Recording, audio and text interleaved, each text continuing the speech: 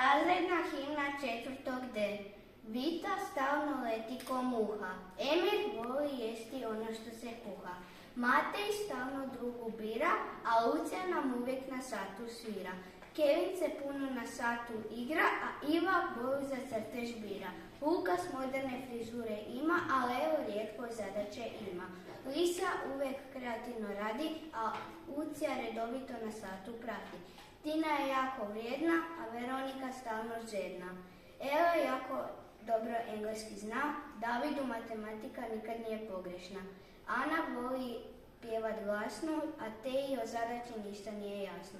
Maji često petice dojade, a Alisa nam narukice daje. Tedi stalno o nogometu priča, a Karu se karate više sviđa.